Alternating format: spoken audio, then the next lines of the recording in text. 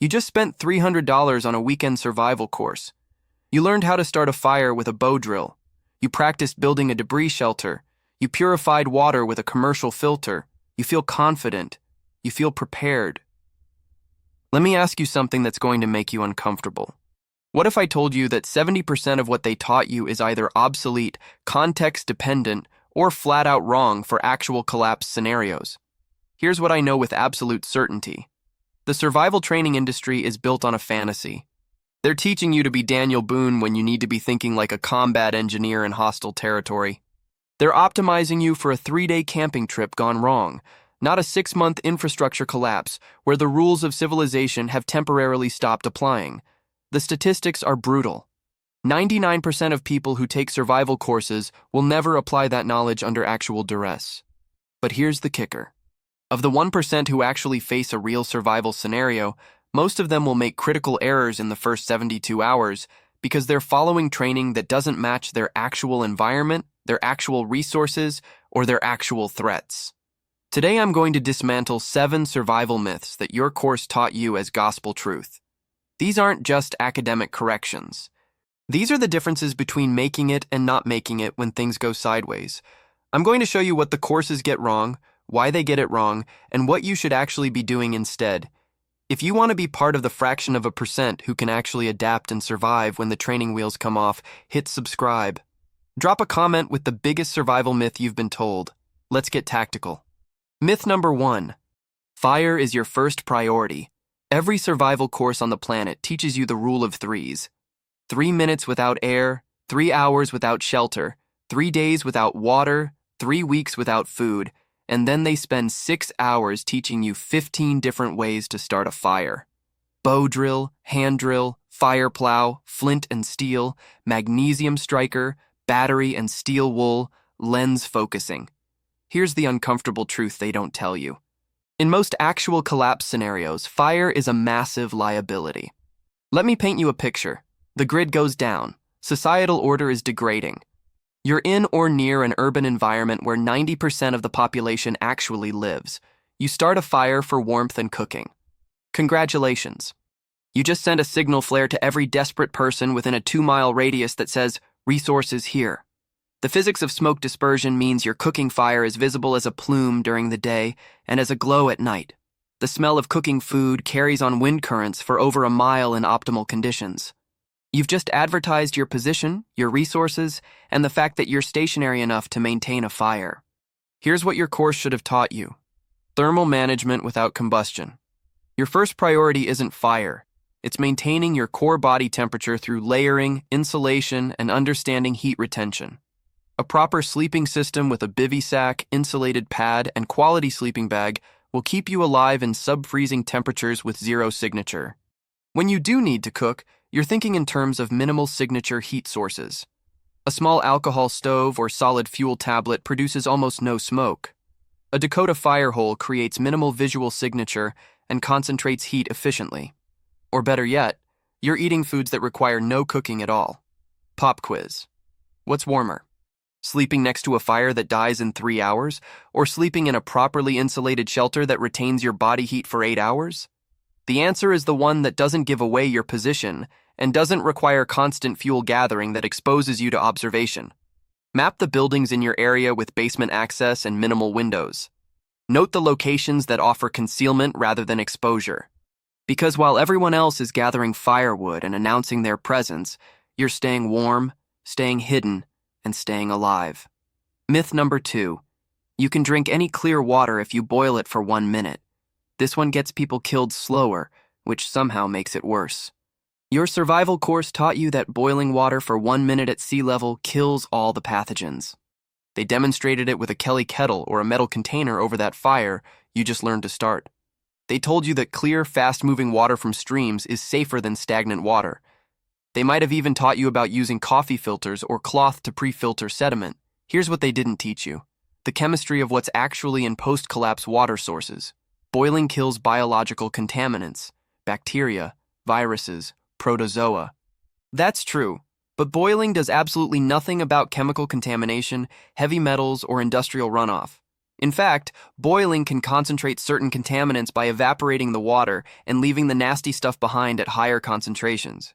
Let me teach you something they don't cover in your weekend course. When infrastructure fails, so do water treatment plants. Raw sewage enters waterways.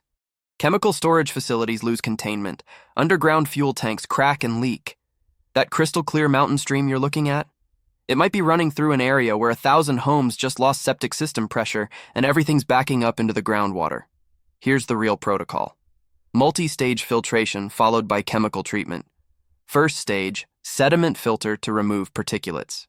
Second stage, activated carbon to absorb chemicals and remove taste. Third stage, ceramic or hollow fiber filter rated to 0.1 microns to remove protozoa and bacteria. Fourth stage, chemical treatment with chlorine dioxide or iodine to handle viruses that might slip through. The courses teach you primitive filtration because it's romantic. Charcoal from your fire, sand from the riverbank, gravel for pre-filtering. That'll get you through a camping trip. That will not protect you from the chemical soup that's flowing through urban waterways when treatment plants fail and storage facilities lose containment. Run the numbers. A human needs roughly 2 liters of water per day for basic hydration, more if you're active or in heat. That's 14 liters per week. A quality portable filtration system can process thousands of liters before the filter needs replacement. Stock the replacement filters now while they're available. Because boiling contaminated water just gives you hot contaminated water. And here's the kicker that nobody talks about. Water sources that look sketchy might be safer than water sources that look pristine, because you're appropriately cautious with the sketchy water. It's the clear stream that kills you because you underestimate the contamination you can't see. Identify multiple water sources in your area. Note the ones upstream from industrial zones and sewage treatment plants. Map the locations of springs and deep wells.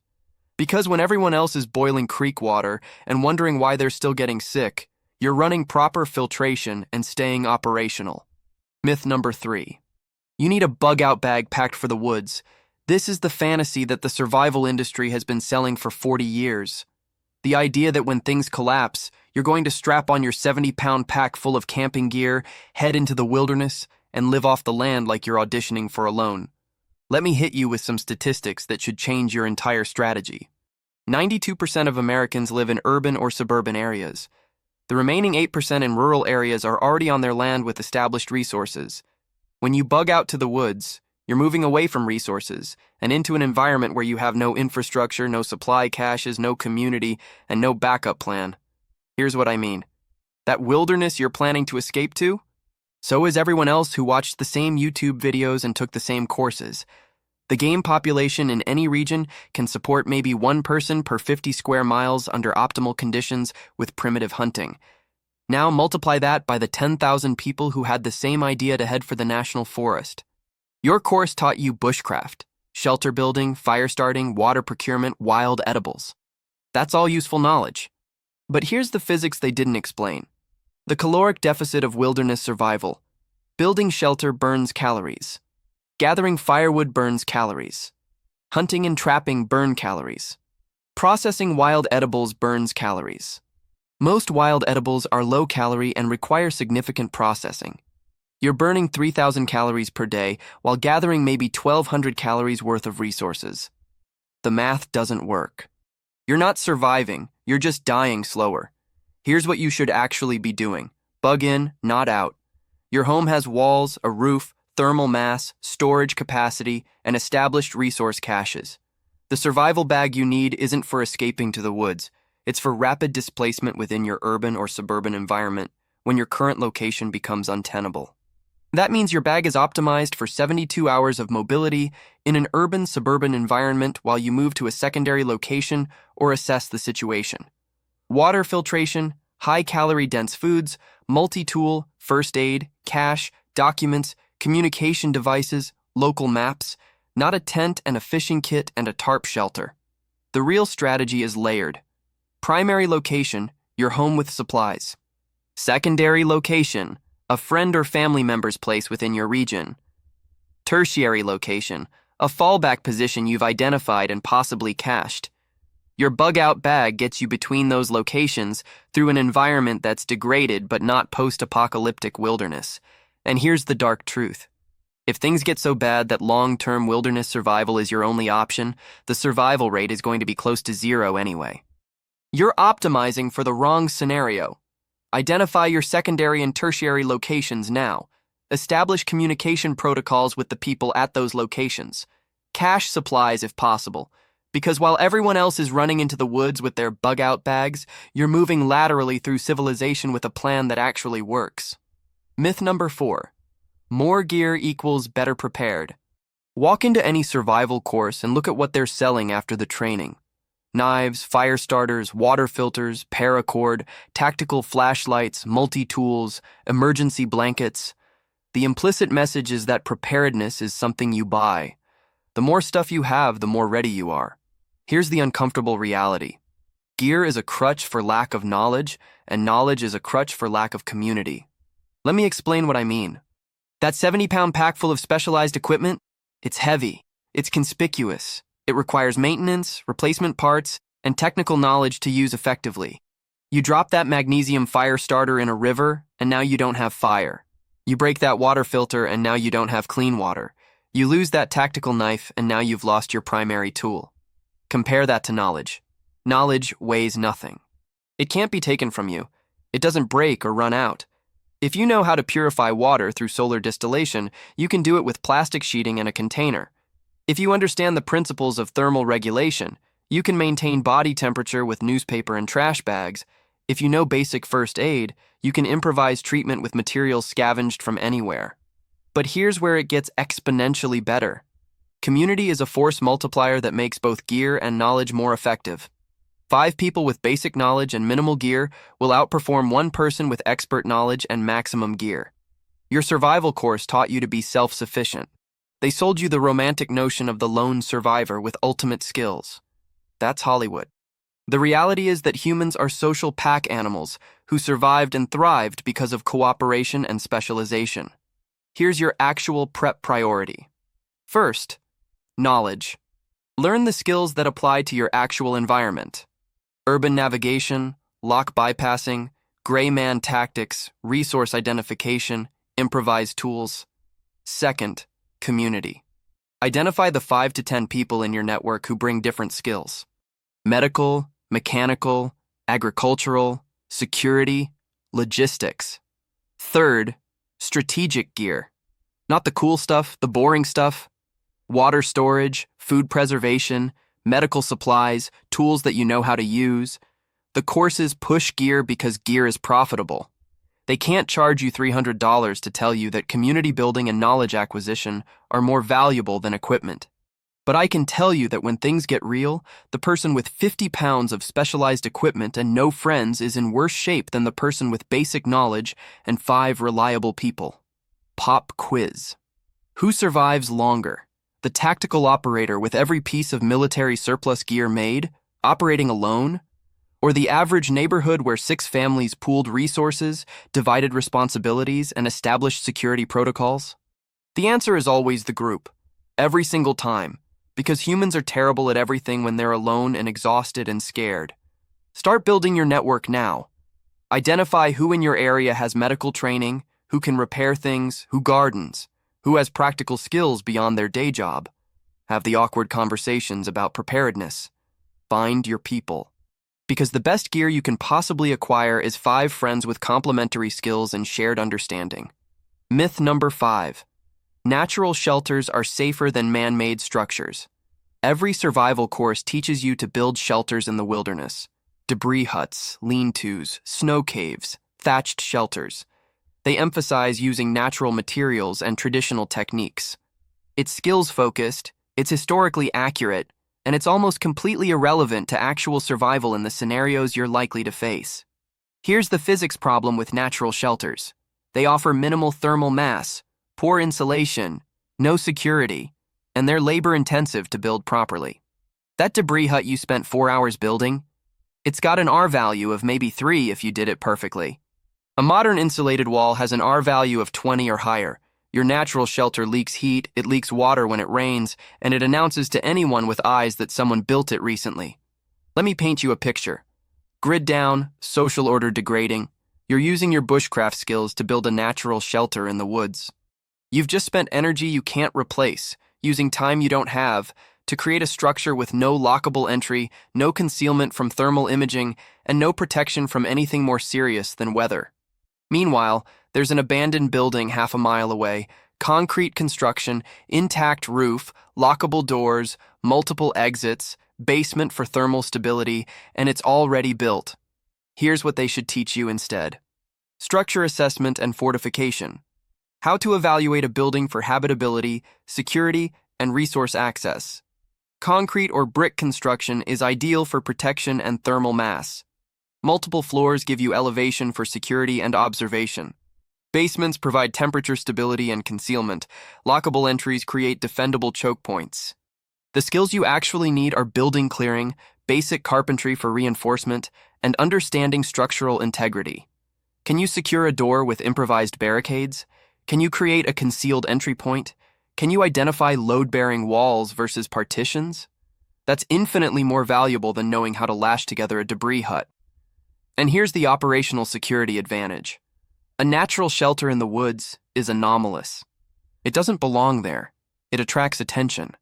An abandoned building with some windows blocked and a reinforced door? That's just another neglected structure in an area full of neglected structures. You're hiding in plain sight instead of broadcasting your presence. The dark truth?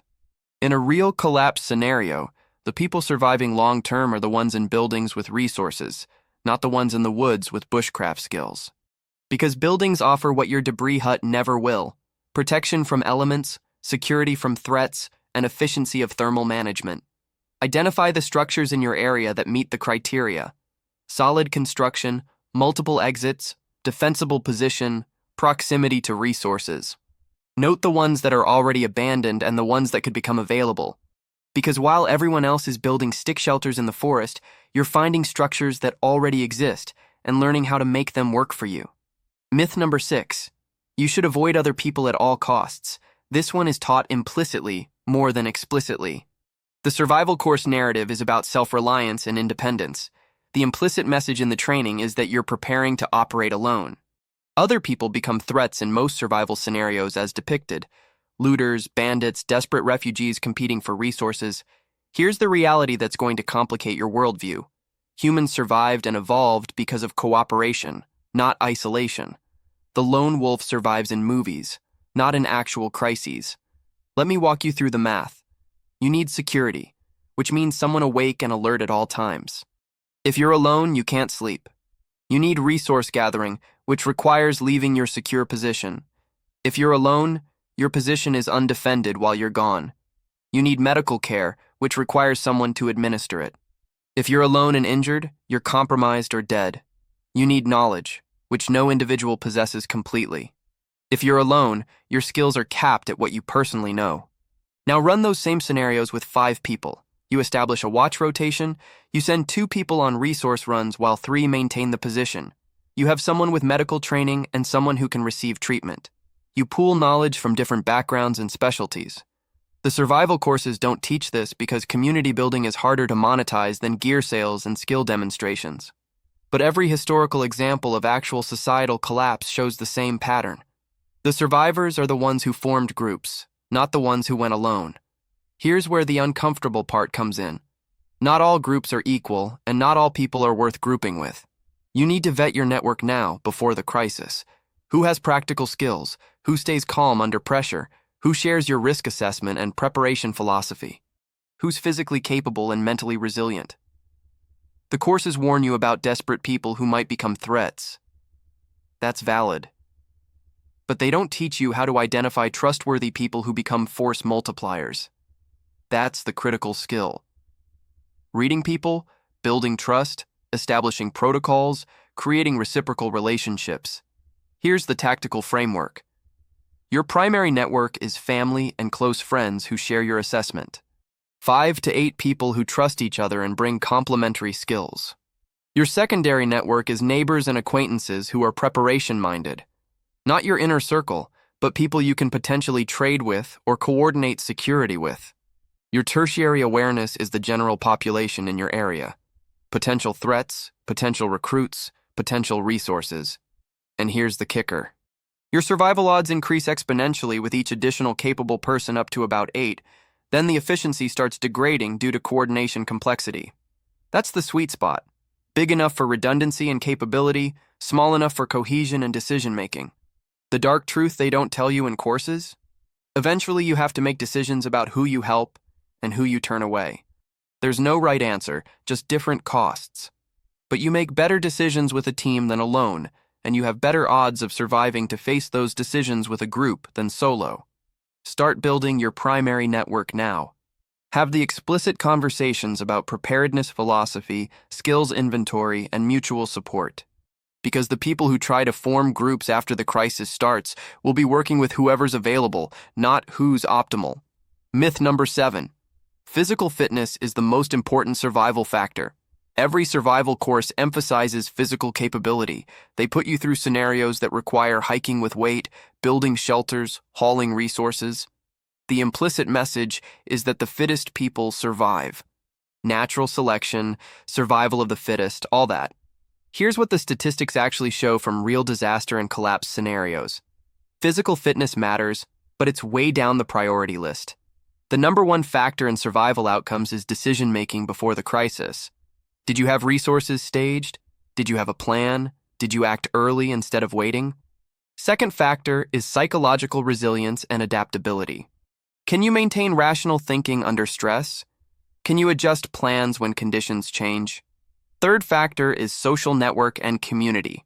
Do you have people who will help you and who you can help? Physical fitness is maybe 4th or 5th on the list. Let me explain the physics. Being fit helps you carry weight, move quickly, and perform labor efficiently. All useful. But those advantages matter most in short-term emergencies and wilderness scenarios. In an extended collapse where you're sheltering in place or moving methodically through an urban environment, raw physical capability is less important than endurance, not exhausting yourself and conserving calories. Here's what I mean. The fittest person in your neighborhood can probably carry twice as much as you and move twice as fast. But if they burn through their calorie reserves 3 times faster than you do, they're in deficit sooner. If they make aggressive moves that attract attention, they're compromised. If they operate alone because they trust their physical abilities, they're vulnerable to all the same problems we just covered. Meanwhile, an average fitness person with good decision-making, adequate preparation, and a solid network is going to outlast the fit person operating solo every single time. Here's the tactical reality. You need baseline fitness. Enough to move with a reasonable load, enough to perform basic labor without injury, enough cardiovascular capacity to handle stress without immediate breakdown. That's achievable for most people with modest effort. Beyond that baseline, your time is better spent on skills acquisition, resource accumulation, and network building. An hour at the gym might make you slightly better at carrying weight. That same hour spent learning to repair equipment or organizing with neighbors or staging supplies has much higher survival ROI. The survival courses push fitness because it's measurable, achievable, and makes people feel capable. It's easier to teach someone to do 50 push-ups than to teach them tactical decision-making or community organizing. But the outcomes don't match the emphasis. And here's the dark truth that makes people uncomfortable.